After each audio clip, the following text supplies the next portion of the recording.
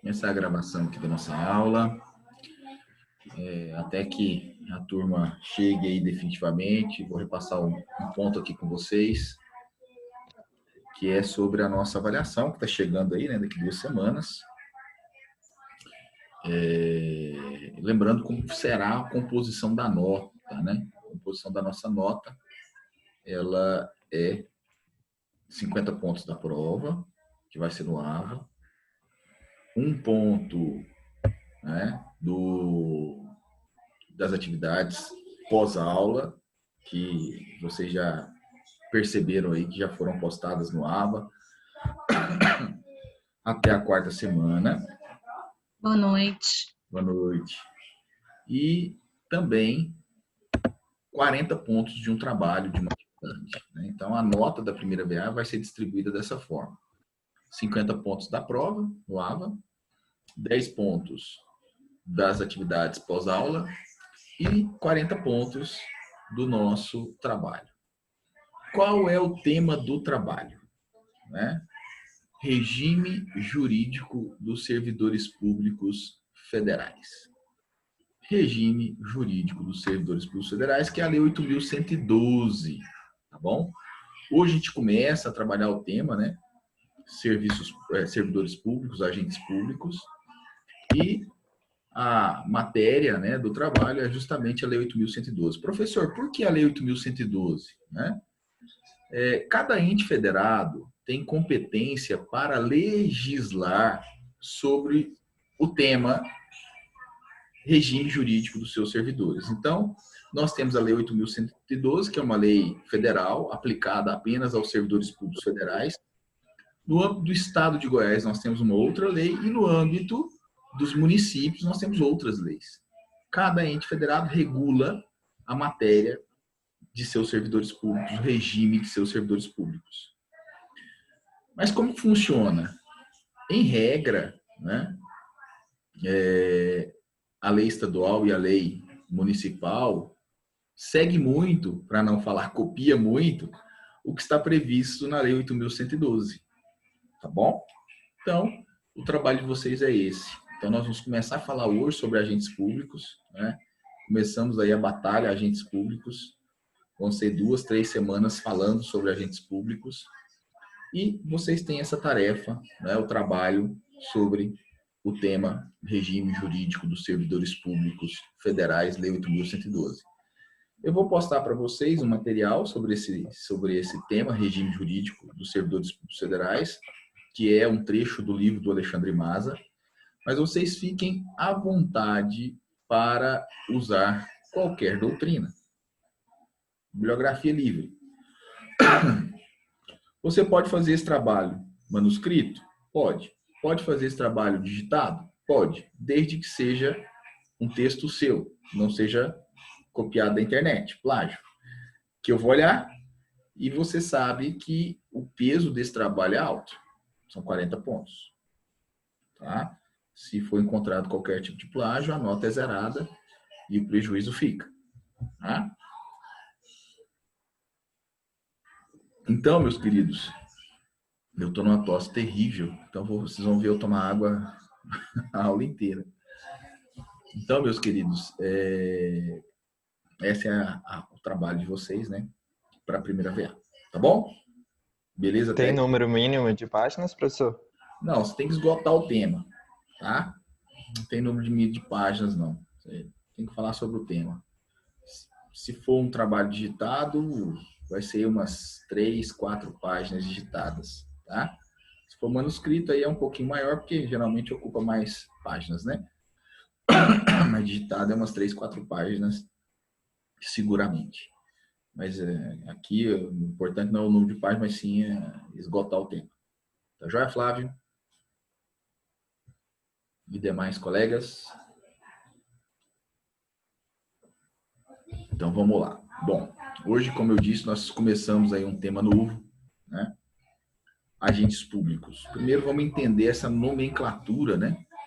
Por que agentes públicos e não funcionário público e não servidor público? Por quê? Né?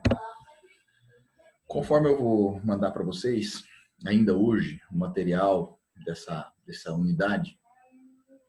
O termo agente público é o termo mais abrangente utilizado pela doutrina e pela legislação hoje. É o termo mais abrangente, que envolve 7 categorias. Nós vamos estudar cada uma das 7 categorias. São elas: agentes políticos, cargos em comissão, temporários, militares, servidores estatutários, empregados públicos e particulares em colaboração com o Estado. Alguns autores admitem que agentes públicos equivale a servidor público em sentido amplo, conforme a professora Maria Silva Zanella de Pietro. Eu, particularmente, prefiro, né, não fazer essa comparação aí, porque vai acabar confundindo vocês com servidor em sentido restrito, com servidor estatutário. Então, eu prefiro não fazer essa comparação. Mas, estou alertando, dependendo do autor que você estiver utilizando, ao invés do termo agente público, vai estar lá servidor público, equivalendo a servidor em sentido amplo, envolvendo, então, todas essas categorias que nós vamos falar de hoje em diante. Quem são esses agentes públicos, né? Quem são essas figuras? Conforme nós já discutimos isso e dentro da responsabilidade civil do Estado, né, nós passamos para vocês um conceito. O agente público é aquela pessoa física que, independentemente de remuneração ou habitualidade, desempenha uma função pública, que é exatamente a ideia ampla de funcionário público, que é um termo utilizado até hoje no direito penal, mas é um termo desatualizado. A gente deve lembrar que o Código Penal é da década de 40 do século passado, né? Então, esse termo funcionário público nós não utilizamos mais. É servidor público, em sentido amplo, e, preferencialmente, agentes públicos. Toda pessoa física que, independentemente de remuneração ou habitualidade, desempenhe uma função pública. Bom, finalidade de se definir, né, identificar um agente público. No livro do professor Alexandre Mas, ele aponta 2 finalidades principais. Quais são essas finalidades principais? A primeira delas, segundo Maza, é identificar a autoridade coatora para os mandados de segurança, né? Aqueles que já fizeram o estudo aí dos remédios constitucionais, o mandado de segurança, esse remédio constitucional, uma ação constitucional de natureza civil, né? Ela tem como objetivo resguardar direito líquido e certo que vem sendo afrontado, que vem sendo atacado. Então, a autoridade coatora, em regra, são agentes públicos. Em regra, por quê? Porque tem algumas exceções aí no meio do caminho, tá? Mas a grande maioria dos agentes públicos é que podem figurar como autoridade coatora no mandado de segurança. O mandado de segurança, você coloca ali, né, o órgão, o poder que aquele agente público integra, mas o importante mesmo é você fazer a identificação desse agente público, que é a autoridade coatora. Professor, mas como que eu chego a essa autoridade coatora? É simples? É relativamente simples, tá?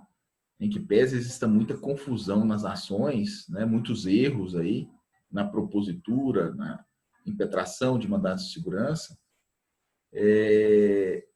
ocorre, né, muitos erros, mas a pergunta que você deve responder para fazer o apontamento de quem é a autoridade coatora é a seguinte: quem é o agente público que tem competência para resolver o meu problema? Quem é o agente público que tem competência legal para fazer com que esse meu direito líquido e certo que está sendo atacado pare de ser atacado? Essa afronta ao meu direito líquido e certo venha a ser cessada, paralisada.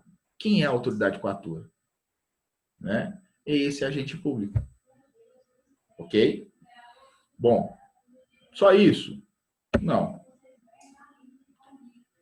Nós temos também a finalidade para indicar quem são aqueles, né? Quem são aqueles agentes que praticam improbidade administrativa.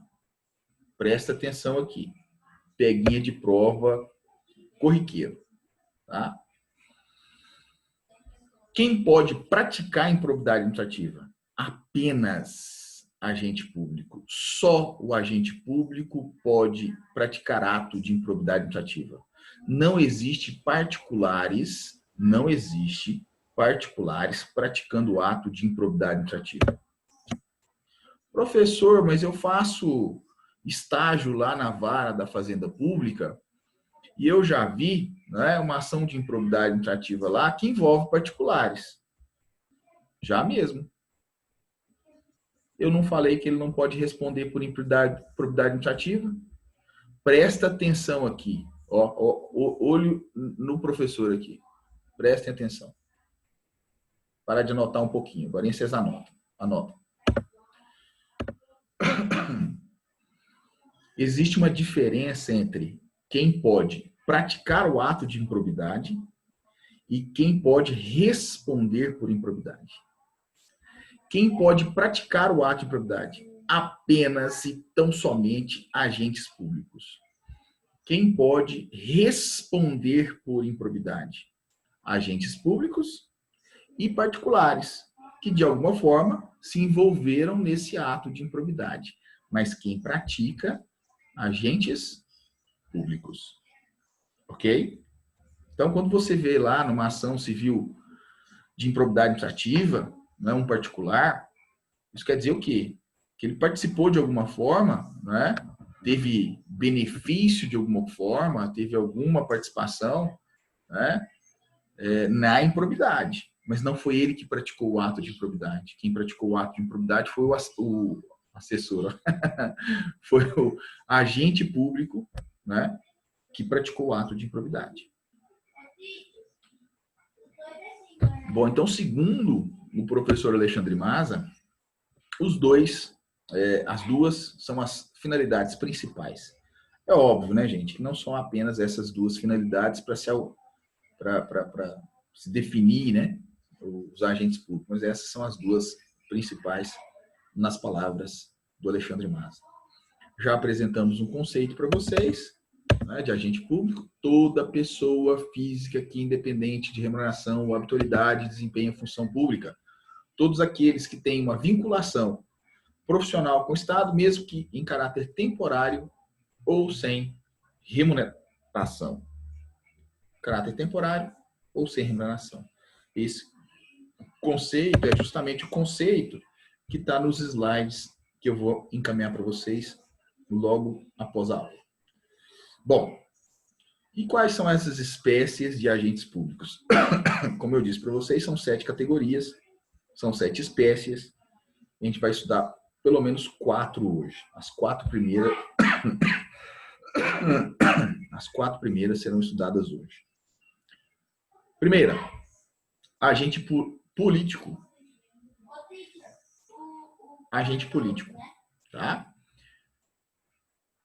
Quem são os agentes políticos? São aquelas pessoas que ocupam, né, o alto escalão estatal, ocupando, né, cargos nos 3 poderes, mas também outras categorias. No primeiro momento, é equivocado, é errado eu vincular os agentes políticos àqueles que são eleitos pelo voto? Não, não é errado, não. Num primeiro momento, para facilitar o meu entendimento, eu posso vincular os agentes políticos a todos aqueles que são eleitos pelo voto. Dessa forma, eu posso afirmar para vocês que as chefias do Executivo, que os cargos no Legislativo e que os cargos no Legislativo são compostos por agentes políticos. Presidente e vice-presidente, governador e vice-governador, prefeitos e vice-prefeitos. No Legislativo, senadores, deputados federais, deputados estaduais, deputados distritais e vereadores. todas essas pessoas são agentes políticos. Mas termina aí? Não. Também é pacífico na doutrina, né, na jurisprudência, que também devem ser considerados agentes políticos os ministros de Estado e os secretários estaduais e municipais. Os ministros de Estado e os secretários estaduais e municipais. Esses também são agentes políticos.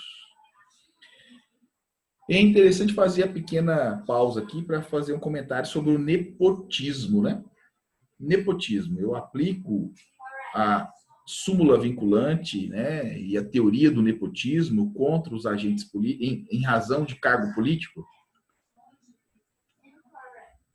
O entendimento mais atual do STF é que não. Ele já foi e voltou também nesse tema, né?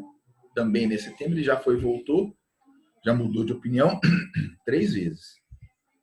Tá? E o último entendimento do Supremo é justamente nesse sentido, que eu não aplico a ideia de nepotismo aos cargos políticos. Bom, então quer dizer que um prefeito pode nomear como secretário o seu filho? E aí, o que vocês acham? Pode ou não? Você acha, Fabiane?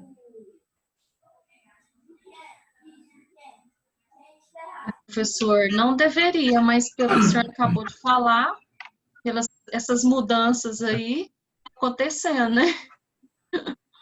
Fabiane, é exatamente o que eu acredito também. Não deveria, mas conforme o entendimento do Supremo, né? Na minha opinião, independente do entendimento do Supremo, essa ideia de indicação, né, de parentes, mesmo para cargos políticos, né, de confiança, mas políticos,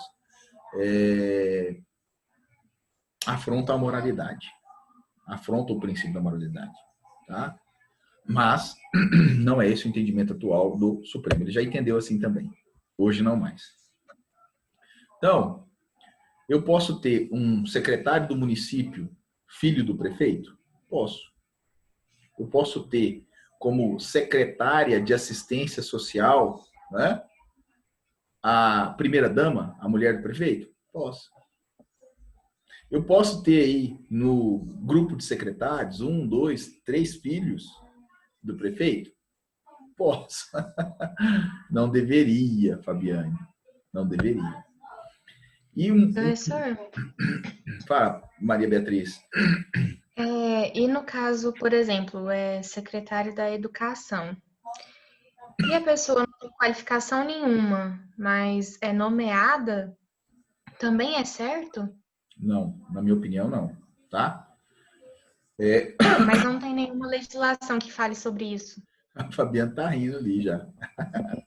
Sabe por que eu tô rindo? Porque o que mais tem é cargo político fundão. Coloca a secretária lá que não tem nada a ver com educação, não realiza nada. Bom, Exemplo, Nunca nem trabalhou na educação. atualmente assim. atualmente aqui no município de Anápolis. Aí, Fabiane. Mas vamos lá. Inclusive, isso foi discutido agora na pandemia. A sua pergunta é bacana porque foi discutido agora na pandemia. Em alguns municípios, nós tivemos decretos, né, suspendendo atividades, bloqueando o município. E esse decreto parte do chefe do executivo, mas ele tem que ser orientado por um parecer técnico do secretário de saúde. Isso acontece no município, acontece no estado também. Em todos os estados foi assim. Então, perceba que antes do decreto do governador Ronaldo Caiado, vem um parecer técnico de um secretário da saúde, da educação. E aí sim, ele dá a canetada dele através de decreto. No município, a mesma coisa. E aí começou a ser discutido o quê? Em cima da sua pergunta, pontual. Se o parecer técnico que foi firmado por um secretário que não tem habilitação técnica na área da saúde pode fundamentar um decreto do prefeito, né? O entendimento foi que não pode. Então, o secretário de saúde tem que ter uma qualificação técnica para emitir óbvio, né, isso. Mas no Brasil nada é óbvio, né, Fabiane? Óbvio na nossa cabeça, né? É razoável, né, Cássia? É razoável isso. Que o parecer técnico tem que vir de alguém que tenha conhecimento, que estudou para aquilo. Mas aí vem o judiciário e falou, opa, peraí, se o camarada está ali como secretário, ele é um bom gestor, mas não tem conhecimento técnico na área da saúde, então isso não pode fundamentar o decreto do chefe do executivo. Mas em nenhum momento falou que ele deveria deixar a função, Maria Beatriz. Entendeu? Nós chegamos, eu até brinquei isso já com vocês algumas vezes, vou fazer a mesma brincadeira, porque eu acho que a sua pergunta vale a brincadeira, Maria Beatriz. Nós tivemos, brincadeira é para rir, para não chorar, né? Nós já tivemos no Brasil ministro da pesca que era médico. Vai bem de encontro à sua pergunta. O cara era médico, ministro de pesca. Acredito que nem pescar lobó ele sabe. Quanto mais competência para ser ministro da pesca. Mas, né, desabafa à parte. Vamos voltar aqui. Então, ó, cargo político, pacífico na doutrina, chefia do executivo, presidente, vice-presidente, governador, vice-governador, prefeito e vice-prefeito. Membros do legislativo, senadores, deputados federais, deputados estaduais, deputados distritais e vereadores. Além desses, ministros de estado e secretários estaduais e municipais. Certo? Ainda tem uma observação ainda sobre essa questão dos secretários municipais. Vocês já viram que em alguns municípios, o procurador-geral do município é filho ou parente do prefeito? Quem já viu isso? Aí no interior tem muito, né? Pode, professor, depende. Pode sim. Por quê? Porque o cargo de procurador, na maioria dos municípios, ele pode ser ocupado por uma pessoa que não é da carreira do órgão. E é um cargo político, equiparado a secretário municipal. Tá? Então, você tem que dar uma olhada na lei municipal, ok? Mas pode sim, se for realmente equiparado a secretário municipal, sendo um cargo político, não necessitando como critério para ocupar o cargo de procurador do município a condição de ser procurador de carreira, né? Aí realmente ele pode ocupar. Joia? Acabou aí o nosso problema com agentes políticos? Não, não acabou ainda. Conforme o entendimento do Supremo, o STF,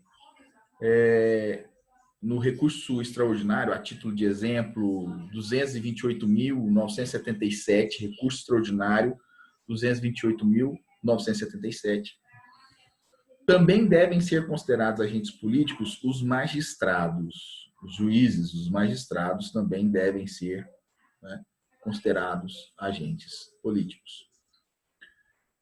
Bom, é importante que você grave também o porquê o Supremo chegou a essa decisão.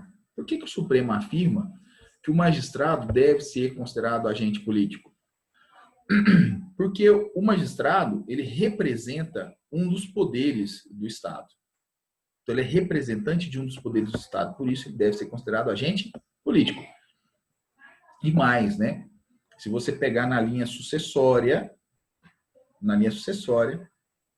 da presidência da República, né? Linha sucessória da presidência da República, nós temos ali um magistrado, em sentido amplo, que pode ser considerado, pode chegar à presidência, como já houve vários casos que chegou. Quem que é esse magistrado em sentido amplo?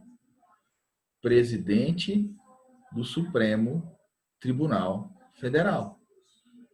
Ministro presidente do Supremo Tribunal Federal. Tá? Então, na linha sucessória ali, morreu o presidente, assume o vice. Morreu o vice, assume o presidente do Senado ou da Câmara dos Deputados? Da Câmara dos Deputados. Da Câmara dos Deputados, porque eles são os representantes do povo. Morreu esse também, assume o presidente do Senado. Morreu também, assume o presidente. Presidente do STF. Isso mesmo, Júnior. Presidente do STF. Tá? Bom. E aí sempre eu pergunto, eu acho que aqui quem estudou comigo lá no Direito Constitucional deve lembrar dessa pergunta. Quem foi a primeira mulher a exercer a presidência da República no Brasil? Vou fazer para Cássia. Cássia, que ela não foi minha aluna.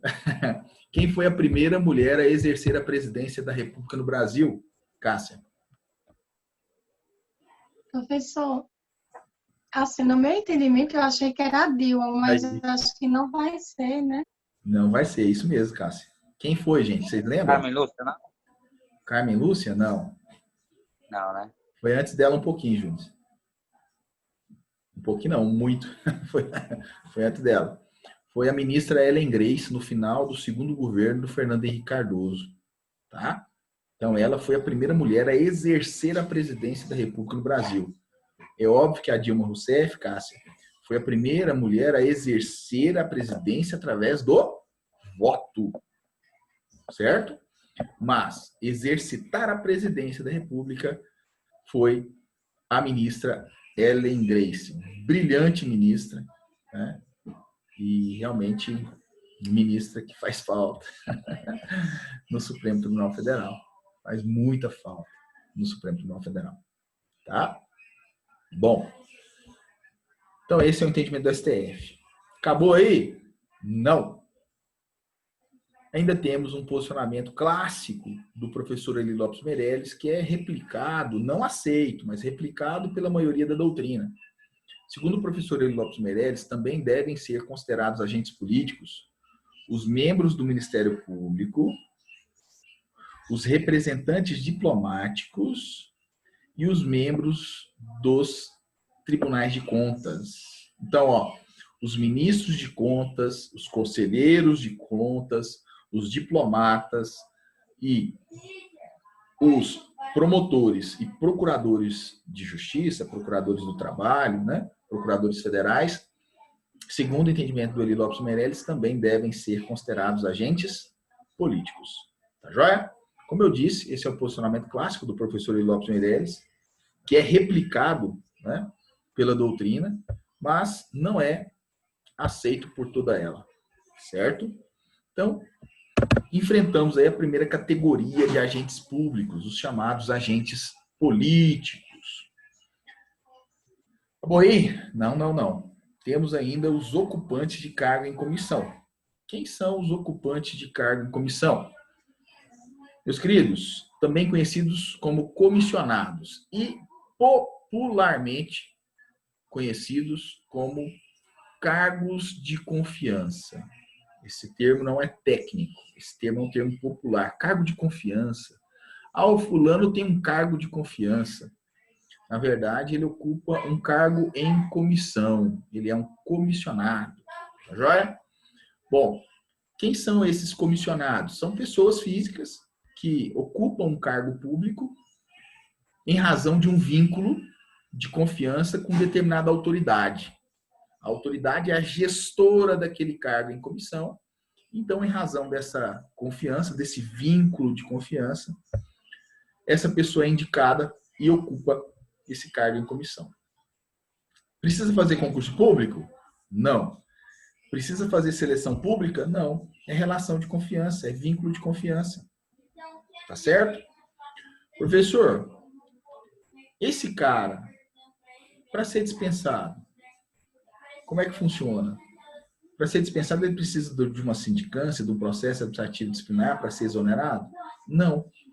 Ele é exonerado ad nutum, ou seja, a qualquer momento sem apresentação de motivo ou justificativa. É uma exceção à regra dos atos administrativos. Por quê? Porque nós aprendemos lá no Direito Administrativo 1 que motivo é elemento do ato e motivação é um princípio geral da administração pública. Aqui eu estou falando para vocês que a exoneração de um agente público comissionado, de um comissionado, independe de motivo, independe de motivação. Por quê? porque se é um vínculo de confiança, acabou o vínculo de confiança, essa autoridade não precisa justificar. Não precisa fazer justificativa. Tá? Então, a exoneração ad nutum são acessíveis ao cargo público sem concurso público. E eles desempenham que tipo de função? Quais são as funções que esse cargo em comissão desempenha? Eles são contratados, né? Contratados entre aspas, eles são empossados nesse cargo em comissão, com qual finalidade? Funções de direção, chefia e assessoramento. Direção, chefia e assessoramento. E o que nós não podemos errar sobre esse cargo em comissão? Nós não podemos confundir cargo em comissão com função de confiança. Presta atenção aqui, depois vocês anotam. Não posso confundir cargo em comissão com função de confiança. Como popularmente nós chamamos os comissionados de cargo de confiança, é muito comum confundir cargo de confiança, a nomenclatura popular, com o termo técnico função de confiança. E isso se torna ainda mais confuso, por quê? Porque função de confiança também é para exercer direção, chefia e assessoramento. É a mesma coisa. Direção, chefia e assessoramento. Bom, e qual a grande diferença entre função de confiança e cargo em comissão? Qual a grande diferença? Cargo em comissão pode ser ocupado por qualquer pessoa que atenda os requisitos. Função de confiança só pode ser ocupada por servidor de carreira. Não existe função de confiança, ou pelo menos legalmente falando, constitucionalmente falando, função de confiança sendo ocupada por pessoa que não é servidor de carreira, que tem um vínculo prévio com o serviço público, tem uma vinculação prévia com o serviço público. Se vocês estão estagiando aí na Justiça do Trabalho, na Justiça Federal, no Ministério Público, já deve ter escutado, né, os servidores desse órgão falando, fulano assumiu a função X, função Y, né? Na Justiça do Trabalho, F1, F2, F3, F4, F5, F6, F7, F8, F9, né? É identificado por números, né? Bom, o servidor, ele ocupa função, essa função lhe traz mais responsabilidade, porque é uma função de chefia, direção ou assessoramento, mas também lhe traz mais remuneração, porque essas funções são gratificadas. Então, o interesse está aí. Tá? Então, qual que é a observação? Maria Beatriz, não confundir cargo em comissão, que pode ser ocupado por qualquer pessoa, com função de confiança. Quem pode ocupar a função de confiança? Apenas o servidor estatutário, o servidor de carreira. Dúvidas até aí, gente? Não? Vamos continuando, então. Tá? Professor, no caso da exoneração, fiquei sabendo que o prefeito de Anápolis, na última votação sobre um projeto na Câmara dos Servidores Aposentados, o vereador Jean, ele votou a favor desse projeto. Aí, em revelia, o prefeito fez a exoneração de 16 comissionados do vereador Jean. Aí eu queria saber, como que ele poderia agir? Ele tem que ficar caladinho ou tem alguma ação que ele pode provocar em relação ao prefeito? Olha, eu desconheço essa competência do prefeito para exonerar comissionado legislativo. Tem alguma coisa a mais nessa fala sua aí. E eu vou falar o que é aqui já. Eu vou adiantar aqui o que é. Professor. Fala, Júnior. Na verdade, os caras é comissionado do prefeito, indicação do vereador. É isso que eu ia falar. É justamente Entendeu? isso. É isso aí mesmo. É aí que eu ia chegar. O que acontece? Infelizmente, né, ainda vivemos no Brasil essa administração do troca-troca, né? Não só no executivo municipal, mas no executivo estadual, no executivo federal, tem se combatido, mas parece que agora a coisa mudou. Justamente essa composição, né, da base aliada através de favores políticos. Infelizmente é isso. Tá, Fabiane? Então, se o cargo de comissão é de gestão do prefeito, o que o Jean pode fazer enquanto vereador? Nada. A não ser deixar de apoiar o prefeito. É o que acontece no âmbito estadual e no âmbito federal. Isso sempre aconteceu, né? A partir do momento que nós vivemos o federalismo, a república, isso sempre aconteceu. Isso não é uma novidade da agora, né? Agora nós estamos tentando aí, pelo menos na falácia de alguns, combater isso, né? Alguns de forma mais verdadeira, outros nem tanto, mas a ideia é combater isso, né? Então, você, Fabiane, é vereadora, né? O prefeito tem que ir vários cargos em comissão, alguns de natureza política, outros, e grande maioria, de natureza administrativa. Fabiane, eu sou o prefeito, eu vou te conceder aqui 20 cargos, tá bom? Para você ser minha aliada e passar meus projetos. Então, você vai votar comigo. É isso. O que você está levantando aí, não sei, né? O Júnior talvez tenha essa informação, né? Mas o que você está levantando aí é algo que acontece na administração pública, não só local, mas nacional. Tá? Inclusive, professor, alguns desses funcionários aí do Jean, igual ela mencionou aí, foi retornado. Quase todos, com os de fora, porque houve um novo acordo entre eles lá novamente. Aí, ó, tá vendo? O Júnior falou a palavra-chave. Acordo. O que, para mim, com todo respeito ao prefeito, com todo respeito ao vereador Jean, que inclusive é contemporâneo meu de faculdade. É uma pessoa. Mas os 23 vereadores faz isso, professor. Sim. É os 23, não é só o Jean, não. Não, assim, na minha opinião, todos da base aliada, não é só 3, não. Todos que estão apoiando. Professor, são os 3 que são a favor dos servidores, que lutam. Geli, Jean e mais um petista lá. Eu esqueci o nome. Mas aí a Geli e o outro petista, eles já não são da base aliada. Então, então já não teriam. Só que o Jean, ele fica do nosso lado. O Jean fica do nosso lado, servidor. Aí ele acaba levando nas costas. Que bom. Coitado. Mas independente, né, disso, na minha opinião, é algo errado, tá?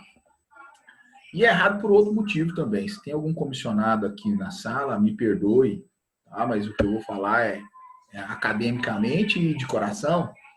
Eu sou um cara que defendo o princípio constitucional do concurso público. Para mim, não deveria existir essa quantidade de cargos em comissão. Isso é uma aberração, tá? Da mesma forma que não deveria existir essa figura do temporário que a gente vai falar na sequência. Os comissionados e os temporários, na época de eleição, como agora, são utilizados como exército de captação de votos, né?